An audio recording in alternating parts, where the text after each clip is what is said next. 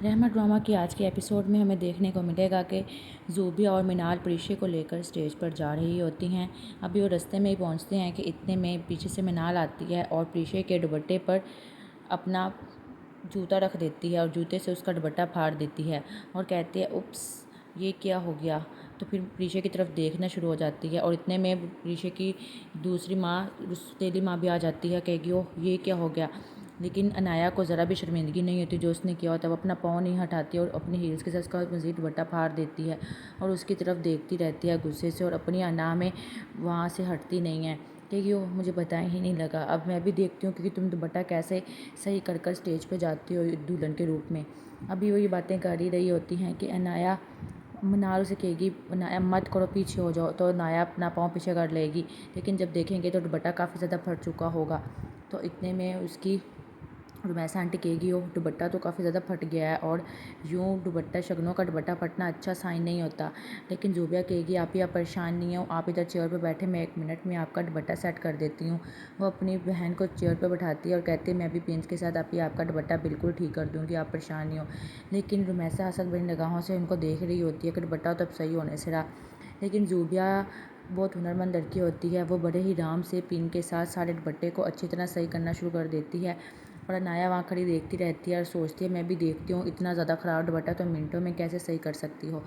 प्रीशा बड़े परेशान होकर ज़ूबिया से पूछेगी क्या ये वाकई ठीक हो जाएगा ना। कहेगी आप ये जी परेशान नहीं हो, इंशाल्लाह देखिएगा ये बिल्कुल ही ठीक हो जाएगा। और वो बातें कर रही होती हैं कि दुपट्टा इतने में वो बिल्कुल पिंच के साथ सिक्योर कर देती है। कहेगी आप ही देखिए पता भी नहीं लग रहा कि दुपट्टा फटा था कि नहीं। मिनाल ये देख कर खुश हो जाती है और अनाया जो कि जिसने दुपट्टा फाड़ा हुआ आता है तो कहती ओह बहुत लकी हो कि तुम्हारा दुपट्टा मिनटों में ठीक हो गया। मनाल कहेगी वाह मुझे तो पता नहीं था डॉक्टर ज़ूबिया होने के साथ साथ आपको ये काम भी आते हैं। वाकई ज़ूबिया आपने तो दुपट्टा बिल्कुल ठीक कर दिया, थैंक यू ज़ूबिया। प्रीशा भी अपनी बहन का शुक्रिया अदा करेगी, कहेगी तुम बहुत प्यारी हो कि तुमने अपनी बहन का दुल्हन वाला जोड़ा बचा लिया, नहीं तो इतनी जल्दी हम ब्राइडल जोड़ा कहाँ से लाते। मिनाल अपनी प्रीशा भाभी की बहन का शुक्रिया अदा करेगी कि थैंक यू सो मच कि तुमने जल्दी से ये काम कर दिया, नहीं तो मैं सोच रही थी ये दुपट्टा तो ख़राब हो गया है, प्रीशा को हम स्टेज पर कैसे लेके जाएं।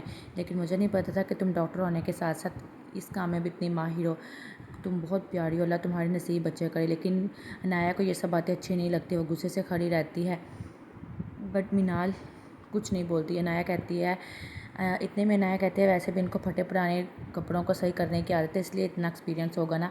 मिनाल अनाया की बात को काटते हुए कहती है ये तो अच्छी बात है ना, जिनको हर चीज़ में ढलना आता हो। अनाया को ये बात अच्छी नहीं लगती और वहाँ से चली जाती है। और फिर दिखाते हैं कि प्रीशा जाकर स्टेज पे बैठ जाती है और आपस में बाड़ी और प्रीशा बातें करना शुरू कर देते हैं। प्रीशा सब कुछ बाड़ी को बताती है और आपस में एक दूसरे को सब कुछ बताते हैं।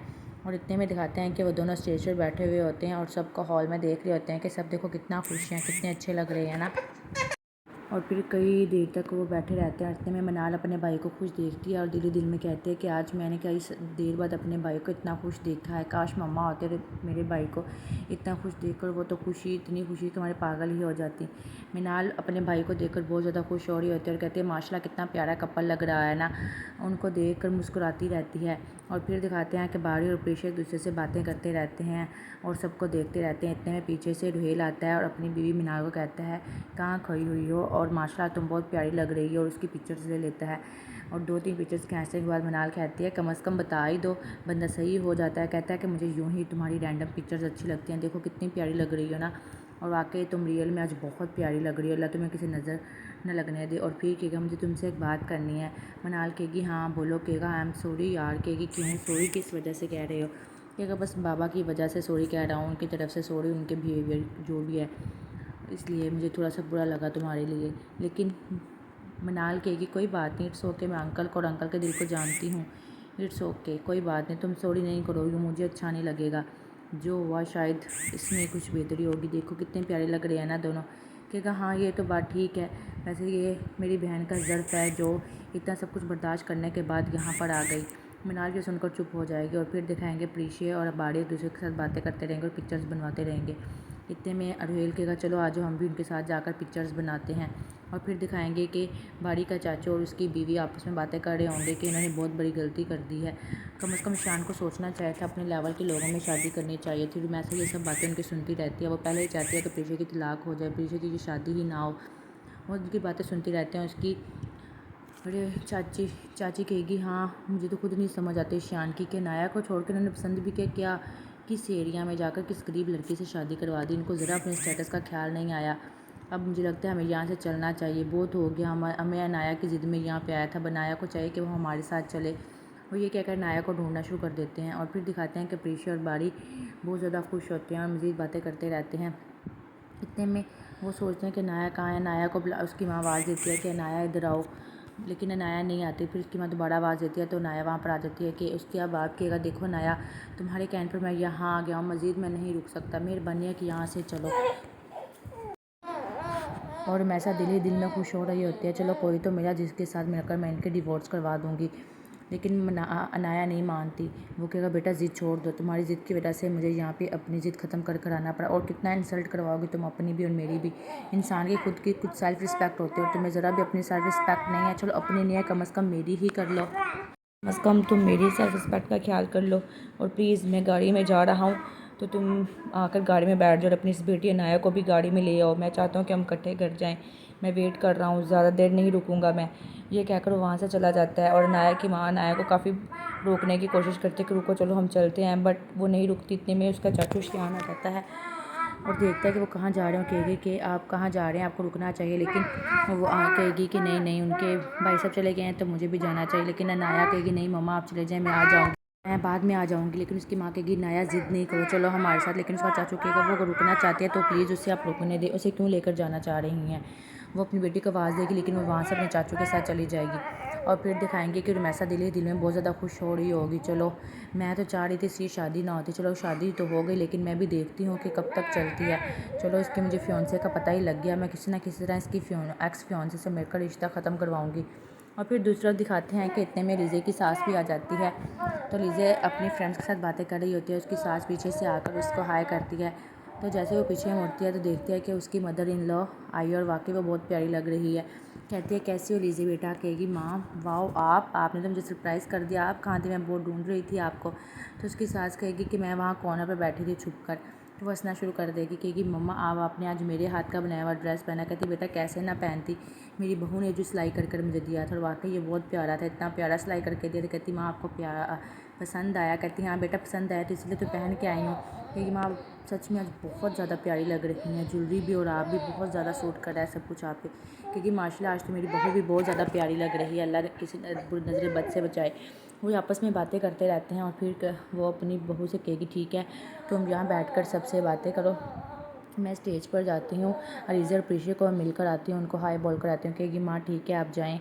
और फिर दिखाते हैं कि प्रीशा और बाड़ी आपस में बैठे बातें कर रहे होते हैं। वहाँ पे अनाया भी दूर से खड़ी उनको देख रही होती है और आपस में और दिल में हसद कर रही होती है और सोच रही होती है कि ज़्यादा देर तो ये शादी चलने वाली नहीं, मैं भी देखती हूँ कब तक चलती है। वो कहते हैं कि किसी न किसी तरह मुझे बस इनकी शादी को ख़त्म करवाना है। लेकिन प्रीशा और बाड़ी उस पर तवज्जो नहीं देते। इतने में आलम आता और कहता है कि अम्मा कहाँ है, अम्मा को बुलाओ। अब सब मिलकर ग्रुप फ़ोटो ले लेते हैं, फिर रुखसती का टाइम हो जाएगा क्योंकि अम्मा थक गई थी, बस उन्हें अंदर बिठाया है। वहाँ से बुलाते हैं, फिर हम आपस में ग्रुप फ़ोटो लेते हैं। फिर ज़ुबैदा को कहता है जाओ अम्मा को बुला कर लाओ, कहो कि रुखसती का टाइम है, आके सबके साथ पिक्चर्स ले ले।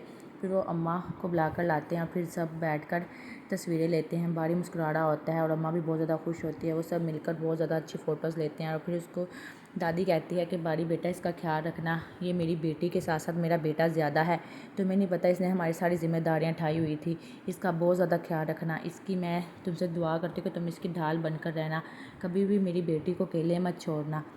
बहुत ज़िम्मे परेशानियाँ इसने मेरी ज़िंदगी में बर्दाश्त की हैं, मैं नहीं चाहती कि मज़ीद कोई परेशानी इसके आसपास भी आए, इसकी बस ढाल बन जाना तुम, जैसे मैंने सोचा है।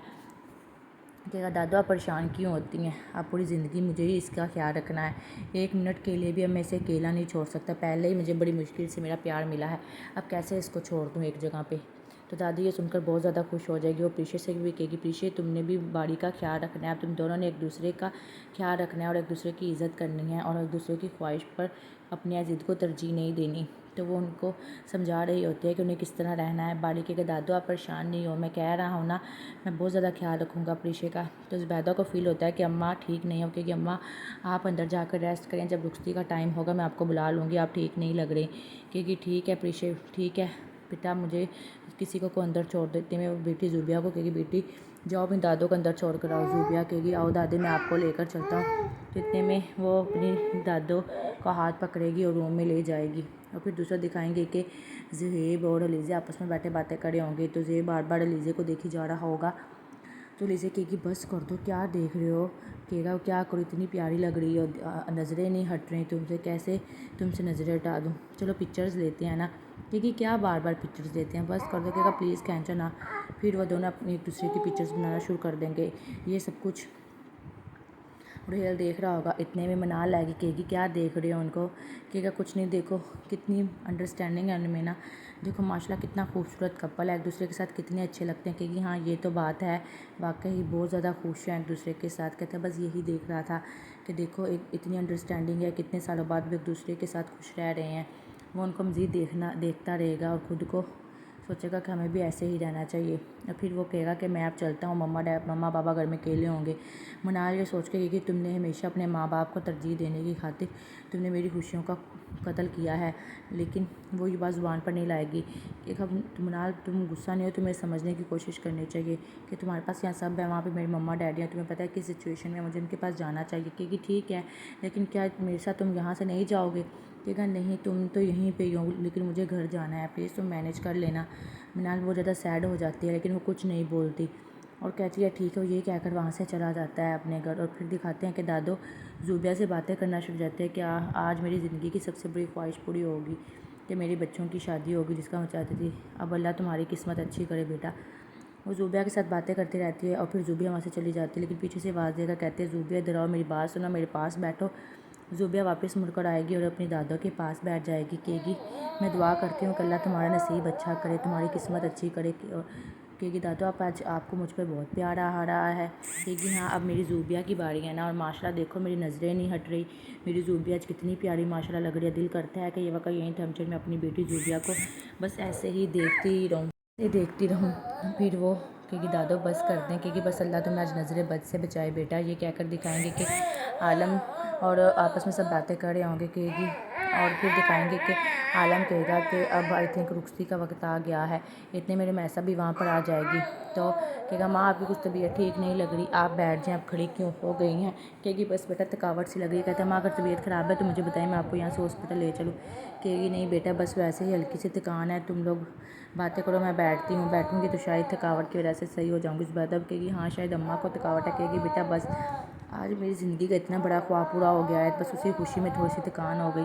कहेगा अम्मा वाकई अल्लाह बस खैरियत से ये टाइम पूरा कर दे। इतने में मिनाल और उसका बाप शान आएंगे, कहेंगे कि अब हमें आप इजाज़त दें, हम अपनी बहू बेटी को घर ले जा सकें।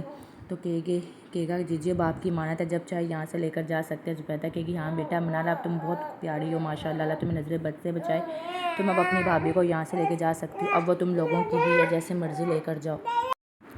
फिर वो कहते हैं चलो ठीक है अब हम रुखसत होते हैं। तो फिर वो पीछे को उठकर सब गले मिलते हैं, उसकी माँ मिलती है और वो उसका बाप बाड़ी को गले मिलता है कि मेरी बेटी को हमेशा खुश रखना। इतने में रुमैसा अपने अप्पा को कॉल करती है, अप्पा मैं आपको क्या बताऊँ, यहाँ पे तो बहुत खुशी का माहौल है इनके लिए। ज़ुबैदा तो फूले नहीं समा रही और इतना खुश है कि मीरों में शादी करके मैं आपको बता नहीं सकती, और आपको मेरी हालत का नहीं पता। मैंने बहुत कोशिश की कि प्रीशे की रुखसती ना करवाऊँ, लेकिन उसकी रुखसती हो गई। वो ऐसे अपनी आपा से बातें कर रही होती है, उसे कुछ अंदाज़ा नहीं होता कि वो क्या बातें कर रही है। वो प्रीशे की और ज़ुबैदा की सारी जानबूझकर उनके दरमियान लड़ाइयाँ डलवाने के लिए अपनी आपा से बात करती रहती है। कहती है आपा ये तो ऐसे हैं, मैं बता नहीं सकती, आलम भी बहुत बदल गया, उन्होंने तो आलम को अपनी मुट्ठी में कर लिया। अभी वो बातें कर रही होती है कि पीछे से उसकी सास आ जाती है, आलम की माँ आ जाती है, वो सब कुछ सुन लेती है। कहती है अब मैंने तो पहली मंगनी प्रीशे की इसीलिए ख़त्म करवाई कि पूरी ज़िंदगी घर बैठ रहेगी, उसके सफ़ेद बाल देकर ज़ुबैदा मरती रहेगी, वो परेशान रहेगी। लेकिन मुझे क्या पता था अगर मैं उसके ये रिश्ता तुड़वा दूँगी तो उसका कहीं अच्छी जगह रिश्ता हो जाएगा। ये सब बातें दादी सुनकर परेशान हो जाएगी और सोचेगी क्या ये रिश्ता इसने तुड़वाया था, मंगनी इसने तुड़वाई थी। कहेगी आपको मैं बता नहीं सकती, वो तो इसके इनके सामने कुछ नहीं है। मैं तो कभी इतने अमीर लोग देखे ही नहीं है, इतने अमीर लोग। वो तो प्रीशे की यूँ आओ भगत कर रहे थे जिस तरह प्रीशे उनको हीरा मिल गया हो। मुझे बस इनकी तलाक करवानी है। उनकी तो एक्स फियोंसे भी बाड़ी की इधर आई थी। मैंने तो बहुत कोशिश की प्रीशे के ससुराल वालों का से नंबर लूँ, उनसे बात कर रिश्ता ख़त्म करवाऊँ। मैंने तो बहुत कोशिश की कि मैं ये रुखसती ना होने दूँ। मेरी लाख कोशिश करने के बावजूद ये रुखसती हो गई। काश मैं वो रिश्ता ना करवाती, वो रिश्ता होने देती, तो आज प्रीशा का यूँ इतने अच्छे घर शादी ना होती। दादी को ये बातें बर्दाश्त नहीं होती, वो ये सब बातें दिल पर ले लेती है, लेकिन वो खामोशी से सुनती रहती, कहती लेकिन मैं प्रीशा के एक्स फियोंसे से उसका नंबर ले लूँगी ज़रूर, और फिर इनकी तलाक करवा दूँ। मैं भी रुमैसा हूँ, अगर तलाक ना करवा दे तो मुझे भी रुमैसा ना कहना। वो ये बातें करती रहती है कि दादी को इतना गुस्सा आ जाता है। दादी का दिल करता है कि इससे फ़ोन छीनो और इसके मुंह पर एक थप्पड़ मारूं, लेकिन दादी कुछ नहीं कहती, उसकी मज़ीद बातें सुनती रहती है कि आलम ने तो इनको तनिस ने ज़ुबैदा ने तो आलम पर तवीज़ कर दी है। आलम तो मेरी अब सुनता ही नहीं है, उसको तो बस अपनी पहली बीवी और बेटियाँ ही नज़र आती हैं। दादी को मज़ीद गुस्सा आ जाता है। वो सोचती है कि मुझे अब इसकी औकात दिखानी चाहिए। वो रुमैसा से फ़ोन खींचती है कि हमें तो पता ही नहीं था। इतने में रुमैसा हैरान रह जाएगी कि सारी बातें दादी ने सुन ली, क्योंकि मुझे तो पता नहीं था कि हमने अपने ही आस्तीन में सांप पाल रखे हैं। इतनी बुरी तुम हो सकती हो, मैंने तो ये सोचा नहीं था। पहले तुमने क्या किया, मेरी बहू के ऊपर सौतन आकर बन गई, और फिर सब कुछ अपने बच्चों के नाम करवा लिया। ज़ुबैदा और उसकी बच्चियों के नाम कुछ भी ना रहने दिया। फिर भी तुम्हें इतना सुकून नहीं मिला कि तुम उस बच्ची के रिश्ते तुड़वाने लग गई। थोड़ी सी शर्म करो। ये बात अगर आलम को पता लग गई ना तो फिर तुम्हें वो छोड़ देगा। कहेगी मैं भी देखती हूँ आलम को ये बातें कैसे पता लगती हैं, क्योंकि मैं तुम्हें छोड़ूंगी तो फिर है ना। दादी और उस मैसा में काफ़ी देर तक बहस होती रहती है, लेकिन दादी के दिल में दर्द भी हो रहा होता है, क्योंकि वो पहले ही कुछ परेशान होती है, लेकिन जब उसकी मैसा की बातें सुनते तो मज़ीद परेशान हो जाती है। क्योंकि वो तो मैं देखती हूँ तुम्हें कि तुम किस तरह बचती हो। तुमने इतना जहर पाल रखा है उन बच्चियों के लिए। तुम तो सौतेली माँ हो, लेकिन माँ तो हो ना। सौतेली माँ होकर भी तुम इतनी घटिया हरकतें कर सकती हो। एक वो जो तुम्हारे बच्चों को भी अपना समझती है कि वो मेरे बच्चे हैं बस। रुमैसा कहेगी बहुत हो गया, बस चुप कर जाओ अब तुम। रुमैसा बहुत बदतमीज़ी करेगी, कहेगी अब मज़ीद किसी ने मुझसे बदतमीज़ी करने की कोशिश की, मैं उसको ज़िंदा नहीं छोड़ूंगी। और मैं भी देखती हूँ आप आलम को जाकर कैसे मेरी सच्चाई बताती हैं। आप भी यहीं पे हैं और मैं भी यहीं पे। लेकिन दादा उसकी कुछ नहीं सुनती। दादा बहुत ज़्यादा गुस्से में होती है। वो चाहते हैं कि अभी आलम आए और आलम को इसकी सच्चाई बता दूँ, लेकिन रुमैसा बहुत बदतमीज़ी करती है। कहती है तो वो मेरे बेटों का हक़ था। तुम्हारी पहली बहू तो कुछ दे नहीं सकी, सिर्फ बेटियाँ दे दी, और अब क्योंकि उसकी बेटियों ने देखो उसको कितनी कामयाबी दी है। क्योंकि बस कर दो कामयाबी। वो उसकी दादी उसको थप्पड़ मारने लगेगी, लेकिन वो आगे से हाथ पकड़ लेगी, खबरदार ये कोशिश भी मत करना। धक्का देकर वहाँ से चली जाएगी। और फिर दिखाएंगे कि प्रीशे अलीज़े की सास ज़ुबैदा के साथ बैठी हुई होगी, बातें कर रहे होंगे कि रमशा नहीं आई, क्योंकि बस उसके शौहर की कुछ तबीयत ठीक नहीं थी इसीलिए नहीं आई। फिर वो कहेगी कि रुखसती का टाइम हो गया है, जो बेटा हम चले। कहेगी अम्मा मैंने खाना सारा गाड़ी में रखवा दिया है, प्लीज़ ही खाना। इतने में वो रुमैसा बहुत परेशानी में आएगी। आलम कहेगा क्या हुआ, इतनी परेशान क्यों। आलम को कुछ शक होगा, लेकिन वो कहेगी नहीं बस थकावट है, मैं आती हूँ। इतने में जब वो अंदर जाएंगे तो देखेंगे कि दादी बेहोश पड़ी हुई है, दादी कुछ बोल नहीं रही, और सब डर जाएंगे। ज़ुबैदा आलम सब उठाने की कोशिश करेंगे, अम्मा उठे अम्मा उठे, लेकिन अम्मा को जवाब नहीं देगी। रुमैसा बहुत ज़्यादा डर जाएगी, वो रोना शुरू कर देगी, और जल्दी से वो अम्मा को हॉस्पिटल ले जाएंगे। और फिर दिखाते हैं कि आलम अपने बेटों की ड्यूटी लगा के चाहता है कि तुमने यहाँ शादी हाल में ही रहना है। इतने में काशिफ कहता है कि बाबा खुद तो चलेंगे, मुझे यहाँ फंसा गए हैं, मुझे कहीं ज़रूरी काम से बाहर जाना था, अब मैं क्या करूँ, कैसे यहाँ से निकलूँ। लेकिन ज़ूबिया और उसके भाई समीर बहुत ज़्यादा परेशान होते हैं कि कम से कम बाबा फ़ोन करके बता दे दादो की कैसी तबीयत है। वो अलीज़े को कहेंगे लीज़े तुम कॉल करो और पूछो ना दादो की कैसी तबीयत है। तो इतने में काशिफ कहेगा मुझे तो जल्दी है। काशिफ वो कहेगी काशिफ अगर तुम्हें ज़्यादा जल्दी है तो तुम प्लीज़ यहाँ से चले जाओ। क्या नहीं नहीं कोई बात नहीं, मैं मैनेज कर लूँगा। फिर दूसरे दिखाते हैं कि लीज़े प्रीशे जब अपने ससुराल जाती है तो सोच रही होती है कि मैं कितनी खुशकिस्मत हूँ ना कि कितनी जल्दी मुझे मेरा प्यार मिल गया। मैं सोच भी नहीं सकती थी कि मेरी इतनी अच्छी तरह शादी हो जाएगी और मुझे मेरा प्यार इतनी जल्दी मिल जाएगा। वो ये सोच रहे होते हैं कि बाड़ी उसके पास आ जाता है और कहता है माशाल्लाह कितनी प्यारी लग रही हो ना तुम। तो वो शर्म के मारे अपनी नज़रें नीचे झुका लेगी। कहता है तुम शर्मा क्यों रही हो, क्या बात है, शर्माओ तो नहीं। कहेगी बस कर दो ना, ऐसे क्यों देख रहे हो। कहता लो अब भी पाबंदी है, अब भी तुम्हें ऐसे नहीं देख सकता, अब तो तुम मेरी हो ना। अब जैसे जाऊँ जिधर जाऊँ वहाँ लेकर जा सकता हूँ, जिस तरह चाहूँ वैसे देख सकता हूँ। अब तो नहीं मैं अपनी नज़रें झुकाऊँगा। कहेगी अच्छा आप प्लीज़ बस कर देना, और कितना देखेंगे। वो आपस में बातें करना शुरू कर देंगे और वो फिर प्रीशा को गिफ्ट देगा, ये लो तुम्हारी मुँह दिखाई। कहेगी ये क्यों लेकर आया। कहता बस जब मैंने ये देखी तो मैंने कहा ये तुम्हारी नरम कलाइयों के लिए बनी है, ये बिल्कुल तुम पर ही अच्छी लगेगी, ये किसी और के हाथ में अच्छी लग ही नहीं सकती। बस इसीलिए मैंने ले ली कि आगे से प्रीशा कहेगी ओ तो तुम मुझे इतना नोटिस करते हो कि मुझ पर क्या अच्छा लगेगा क्या नहीं। तो कहता है और क्या मेरी पसंदीदा औरत तुम, मैं तुम्हें बहुत अच्छा नोटिस करता हूँ। अब तुम मेरी हो। तुम्हें नहीं पता प्रीशा मैंने तुम्हें पाने के लिए क्या कुछ बर्दाश्त किया, किस तरह मैं तकलीफ़ में रहा, किस तरह घर वालों से लड़ गया।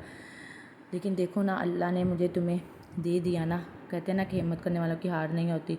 और फिर दिखाते हैं कि अनाया बहुत ज़्यादा गुस्से में होती है और बाहर टहल रही होती है। उसकी माँ आती कहती बेटा तुम क्यों यहाँ पर हो।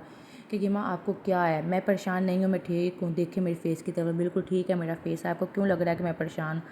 उसकी माँ कहेगी बस कर दो नाया, मुझे पता है तुम्हारे फेस से दिख रहा है कि तुम बहुत ज़्यादा परेशान हो। हालत देखी है तुमने, अपनी फेस देखा है तुमने अपना, जाकर अंदर देखो कि क्या हाल बना रखा है तुमने। क्योंकि माँ फॉर गॉड सेक मुझे सांस नहीं आ रही थी इस घर में, दम घुटता है मेरा, बस इसलिए बाहर सांस लेने के लिए आगे मैं चाह के सो जाऊँगी, अब जाएँ यहाँ से। और फिर दिखाएंगे कि हॉस्पिटल में अम्मा का इंतज़ार करे होते हैं कि कोई न्यूज़ मिले, अम्मा ठीक हो जाए। लेकिन किसी को नहीं पता होता कि इन सब चीज़ों के पीछे मैसा का हाथ होता है। ज़ुहैब कहेगा आंटी परेशान नहीं हो, ठीक हो जाएंगी आंटी। लेकिन ज़ुबैदा कहेगी मैं तुम्हें बता नहीं सकती ज़ुहैब, वो मैं उनके बगैर एक मिनट नहीं रह सकती।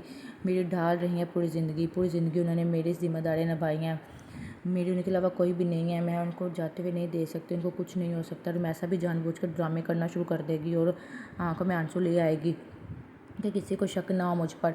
तो आलम देख रहा होगा कि ज़ुबैदा बहुत ज़्यादा परेशान हो गई है अम्मा के बीमार होने पे, कहेगी बस अम्मा ठीक हो जाए। उनका साया ही मेरे सर पर था तो मैं बिल्कुल कामयाब थी, मैं उनका साया जाते हुए नहीं देख सकती। ज़ुहैब की आंटी उन्हें कुछ नहीं होगा, पैसे बातें नहीं करें, परेशान नहीं हो। इतने में आलम कहेगा कि प्लीज़ अच्छी अच्छी दुआ मांगो आप लोग।